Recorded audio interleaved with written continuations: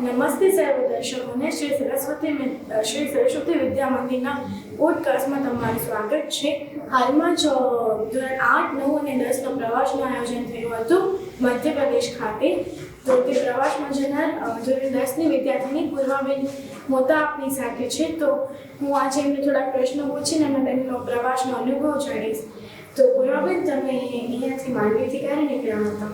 સૌપ્રથમ તો હું એકદમ શરૂઆતથી વાત કરું તો જ્યારે અરવિંદ ગુરુજી પ્રવાસની ચર્ચા કરવા માટે જે પેમ્પલેટ લઈને અમારા ક્લાસમાં આવ્યા હતા ત્યારે અમને ખબર પડી કે આ મધ્યપ્રદેશ મહાકાલેશ્વર અને ઓમકારેશ્વરના જ્યોતિર્લિંગનો પ્રવાસ છે. તો સૌપ્રથમ તો અમે ખૂબ જ ખુશ થયા બધા, કારણ કે ધોરણ 10ના વિદ્યાર્થીઓ આ જ શાળામાં આ જ બેચ સાથે અને આ જ બધા દીદી ગુરુજીઓના સાથે અમારો પ્રવાસ આ લાસ્ટ હતો. અમે 12 વર્ષથી અહીંયા છીએ અને અમને એક લાગણી બંધાઈ ગઈ હોય, એક પરિવાર જેવું થઈ ગયું હોય. એટલે એમની સાથે એટલો દૂર પ્રવાસ જ્યોતિર્લિંગનું, એ પણ 2 જ્યોતિર્લિંગનું, એ અમારા માટે ખૂબ જ રોમાંચક વાત હતી. સૌપ્રથમ તો અમે અહીંયાથી તૈયારી કરી. અમે સૌપ્રથમ બધાએ જેટલા પણ હાલવાના હતા અમારા ક્લાસમાંથી 23 કે 24 જણા, એ બધાને એક વાત જાણવા મળી કે બધા જ લોકોએ તૈયારી કરવી હોય કે આપણે સામાન્ય રીતે 3 કે 4 દિવસ પહેલા ચાલુ કરીએ, પણ મેં પોતે તૈયારી અઠવાડિયા પહેલા ચાલુ કરી હતી. એટલી બધી એક્સાઇટમેન્ટ હતી. તો સૌપ્રથમ તો રાતના નીંદર જ નથી આવતી એક દિવસ પહેલા કે કેવું પ્રવાસ હશે, કેટલી બધી મજા આવશે, અમે કેટલી બધી મેમરીઝ કેપ્ચર કરશું એ મુમેન્ટમાં. એ અમે બધું વિચારીને એટલું ખુશ થતા હતા કે અમારી ખુશી કંટ્રોલમાં ન હતી. સવારના અમે અહીંયા 6:30 વાગે ઘરેથી નીકળ્યા. અહીં 6:45 વાગે પહોંચી આવ્યા શાળાએ અને 7 વાગે એકદમ ફિટ અમે શાખા મેદાન પાસેથી નીકળ્યા બસમાં. ભગવાનનું નામ લીધું અને ચાલુ કર્યું અમારું યાત્રા માટે. અને સૌપ્રથમ કોઈ ગીત વાગ્યું હોય બસમાં તો એ હનુમાન ચાલીસા વગાડી અને ભગવાનનું નામ લઈને અમે આગળ વધ્યા. હા, ત્યારબાદ તમે અહીંયાથી સીધા ક્યાં ગયા હતા? અહીંયાથી 587 કિલોમીટર જેટલું દૂર, 12 કલાક જેટલું સમય લાગે અહીં માંડવીથી દાહોદ પહોંચવા માટે અમે નીકળ્યા હતા. તો રસ્તામાં પહેલો દિવસ હતો અમારો 2 તારીખના 2 ડિસેમ્બરનો. તો એના માટે અમને આખો દિવસ એ પ્રથમ દિવસ બસમાં જ કાઢવાનો હતો. તો એ માટે તો સૌપ્રથમ કહું તો બસમાં બેસવાની અલગ જ મજા હોય. બધા મિત્રો હતા, દીદી ગુરુજી હતા, એ પણ અમારી સાથે એટલા ફ્રેન્ડલી રહેતા હતા કે અમને છે ને ખૂબ જ મજા આવી. આમ બધાએ ડાન્સ કર્યા, અંતાક્ષરી રમી, ગીતો ગાતા, ભગવાનનું નામ લીધું. એ બધું અમે બસમાં કર્યું. પછી અમે બપોરનો ભોજન કર્યો, રાતનો ભોજન કર્યો. રાતના અમે કદાચ 10-10:30 વાગે ભોજન કર્યો હશે અને ત્યારબાદ અમે 1 વાગ્યાની આજુબાજુ ધર્મશાળા પર પહોંચી ગયા. અને પછી એક વાત તો જાણવા જેવી છે જ કે પ્રવાસ જઈએ એ પણ બધા મિત્રો સાથે, તો આપણે એક વાત તો એમ શીખી જ જઈએ છીએ કે કેવી રીતે બધાની સાથે અનુકૂળતા મેળવીને કોઓર્ડિનેશન કરીને આપણને ચાલવું જોઈએ. એકને પંખો જોઈએ શિયાળામાં, એકને ન જોઈએ. એ વસ્તુ આપણને શીખવી પડે કે બધાની અનુકૂળતા શેમાં છે, એમાં આપણને આપણી અનુકૂળતા કેળવવી જ પડે છે. એ વાત પણ અમે જાણવાની મજા આવી.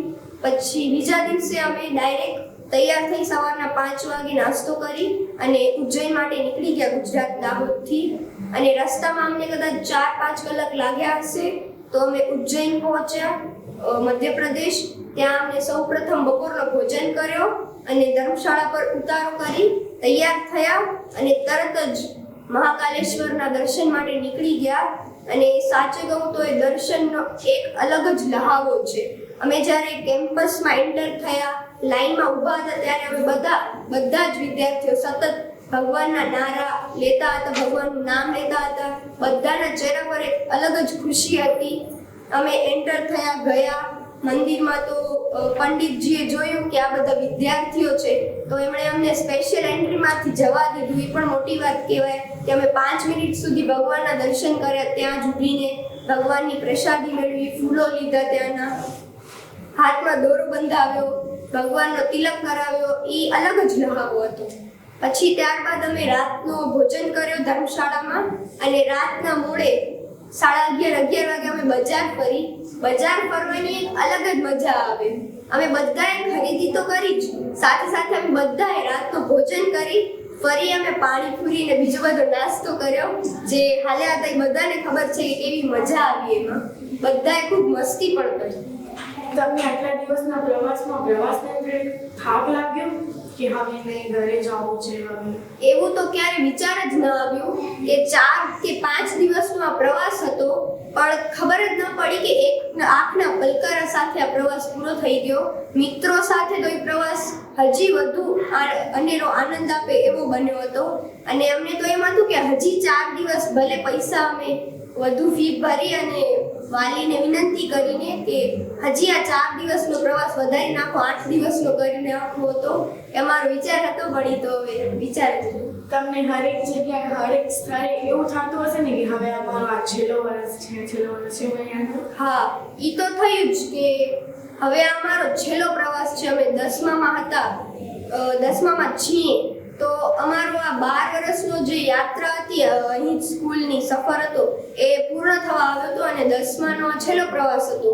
આ મિત્રો, આ બેચ, આ ટીચર્સ બધા ફરી ન મળવાના હોય. બીજી સ્કૂલમાં જઈએ પણ આ સ્કૂલ જેટલો પરિવાર લાગે એટલું બીજી કોઈ સ્કૂલમાં ન લાગે. એક લાગણીના સંબંધો બંધાઈ જાય, એ ક્યારે પણ પછી તૂટતા નથી. એ યાદો બનીને રહી જાય છે, અને એ મેમરીઝ અમે કેપ્ચર પણ કરી, અને આખા પ્રવાસનું વર્ણન પણ અમે બધાએ ડાયરીમાં લખ્યો પણ ખરું. ત્યારબાદ મને ખબર છે કે આ સુધી ઓમકારેશ્વર અને મમલેશ્વર ગયા હતા. હા, અમે મહાકાલેશ્વર જઈ આવ્યા. ત્યાર પછી અમે ત્રીજા દિવસે રાતના ધર્મશાળામાં સૂતા અને સવારના 4 વાગે, 4:30 વાગે ઉઠ્યા, અને સવારના 5 વાગે તૈયાર થઈ 5:30 વાગે બધા નાસ્તો કરી, અને પછી 4 કલાક જેટલો લાંબો સમય અમે બસમાં કાઢ્યો, અને ત્યારબાદ અમે ઓમકારેશ્વર પહોંચ્યા હતા. ત્યાં અમે ભોજન કર્યો, અને ત્યારબાદ અમે ઓમકારેશ્વરના દર્શન કર્યા. ત્યાં ઓમકારેશ્વરના દર્શનના મંદિર હતો, ત્યાં 1 કિલોમીટર જેટલું દૂર રસ્તો હતો. તો અમે રિક્ષામાં ગયા હતા, તો રિક્ષામાં પણ મજા આવી. રિક્ષામાં અમે અમારી ધૂન વગાડી, હનુમાન ચાલીસા વગાડી ધર્મેશ ગુરુજી સાથે, એ પણ મજા આવી. અને ત્યારબાદ ઓમકારેશ્વર જ્યોતિર્લિંગના દર્શન કર્યા, અને ત્યાંનો જ્યોતિર્લિંગ કદમાં ખૂબ જ નાનો હોય છે. જે કહેવાય છે કે અમુક જ લકી હોય એમને જોવા મળે, નીચે નમીને તેમને જોવું પડે છે. તો એ બધાએ અમે જોયું, દર્શન કર્યા. ત્યારબાદ બમલેશ્વરમાં પણ ગયા, અને ત્યાં ખાસિયત એ હતી કે ત્યાંના પુલો, નદીઓ, એનો નજારો ખૂબ જ સરસ હતો. મને એવું ખબર હતી કે ધર્મેશ ગુરુજી ત્યાં તમારા હાથેથી જે મમલેશ્વરનો જે મેઇન જ્યોતિર્લિંગ હતો એનો અભિષેક કરાયો, તે વાત સાચી? હા, અમે જ્યાં મમલેશ્વરમાં દર્શન કર્યા ત્યાં બધા જ વિદ્યાર્થીઓને બે-બેની જોડીમાં, ક્લાસના વિદ્યાર્થીઓ, છોકરીઓએ તથા છોકરાઓએ પણ પર્સનલી બધાને અભિષેક કરવા મળ્યો હતો ત્યાંના જ્યોતિર્લિંગનો. એ ખૂબ જ મોટી વાત કહેવાય કે ઓમકારેશ્વર અને મમલેશ્વરમાં અમને એટલું બધું સરસ દર્શન થયા, અને ત્યાંનો ઓરા એ ડિફાઇન ન કરી શકાય એટલો સરસ હતો અને એટલો પોઝિટિવ હતો. પછી તમે મમલેશ્વર બાદ ક્યાં ગયા? મમલેશ્વર બાદ અમે અમારી ધર્મશાળામાં રોકાયા હતા, અને પછી બીજા દિવસે અમે મધ્યપ્રદેશના પહાડી વિસ્તારમાં અમારી ધર્મશાળા હતી ત્યાં રોકાયા. એકચ્યુઅલી ધર્મશાળા પણ નહોતી, અમારી શ્રી બાલાજી હોટેલ હતી. આમ બધા હોટેલમાં રોકાયા હતા, જેની યાદગાર પલો આપણે ભેગી વિતાવી હતી, અને તેમાં ખૂબ મજા આવી. અને ત્યારબાદ રાતના પણ અમે નાસ્તો કર્યો મોડે સુધી, પછી ઉનો કાર્ડ્સ રમ્યા, કેટલી બધી વાતો કરી, ટીચર્સ સાથે પણ ખૂબ જ મજા આવી અમને. અને પછી અમે રાતના સૂઈ ગયા, છેલ્લે મોડા સૂતા પણ સૂઈ ગયા.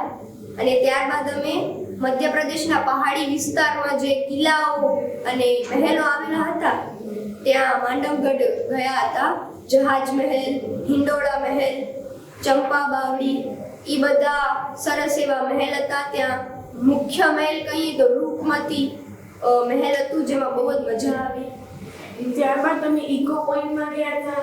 હા, ઇકો પોઈન્ટમાં એવું હતું કે બે સામે સામે મહેલ હોય, એ પહેલાના બાંધકામ પ્રમાણે અકબરે બનાવ્યું હતું. તો અહીંથી કોઈ રાડ નાખે તો ચીસ ડાયરેક્ટ સામે સંભળાય, અને તેનો પાછો પડઘો પણ આપણને સંભળાય. ખૂબ જ વિજ્ઞાનનો ઐતિહાસિક સ્થળ એવો કહી શકાય એવો હતો, સરસ એવો.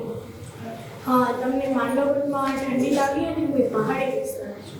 ઠંડી એટલી બધી ન હતી જેટલી હમણાં છે, પણ ગુલાબી ઠંડી હતી એટલે મજા આવી અમને બહુ જ. અને ત્યાંના મહેલોમાં અમે ફોટો પણ પડાવ્યા, મેમરીઝ પણ બનાવી અને સરસ એવા તૈયાર થઈને ત્યાંનો ઇતિહાસ પણ જાણ્યો. અને ત્યાંનો ઇતિહાસ ખૂબ જ સરસ હતો, એ ખૂબ જ લાંબો હતો એટલે કહેવો શક્ય નથી. તમારી વાતો ઉપરથી તો લાગે છે કે તમને પ્રવાસમાં બહુ જ મજા આવી છે, તમે બહુ જ એન્જોય કર્યો છે.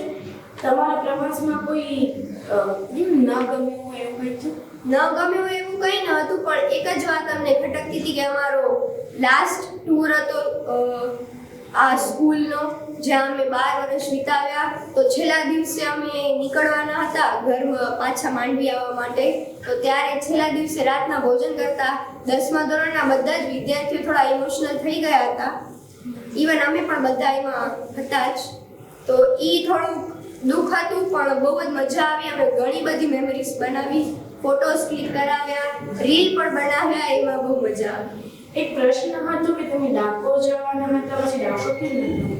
અમે પહેલા જ દિવસે અહીંથી માંડવીથી નીકળીને ત્યાં ડાકોર જવાના હતા, પણ ટાઈમિંગમાં થોડું ઊંચ નીચ થઈ ગયું. એ પહોંચવા માટે વાર બહુ લાગતી હતી, સમય બહુ મોટું હતું, 12 કલાક જેટલો સમય હતો. તો અહીંથી નીકળીએ તો રાતના પહોંચીએ, એટલા માટે દાહોદ જલ્દી પહોંચવા માટે ને વિદ્યાર્થીઓને પૂરતું આરામ મળી રહે એટલે ગુરુજીએ એવું વિચાર્યું કે ડાકોર સ્કીપ કરવું જોઈએ. બધાનું આરામ ન થાય તો કોઈને બીજી જગ્યા સ્થળ ફરવાની મજા ના આવે, એટલા માટે ડાકોર અમે સ્કીપ કર્યું. તમારો પ્રવાસ ખૂબ જ સરસ ગયો છે એવું તમારી વાતો ઉપરથી લાગે છે. આપણે જ્ઞાનીબેને પણ કીધું. તો જે તમે પ્રવાસમાં જે તમે યાદો બનાવી છે, તમને જીવનમાં યાદ રહે એવી આશા આ કહીને હું અહીંયા મારો પોડકાસ્ટ સમાપ્ત કરું છું. Thank you.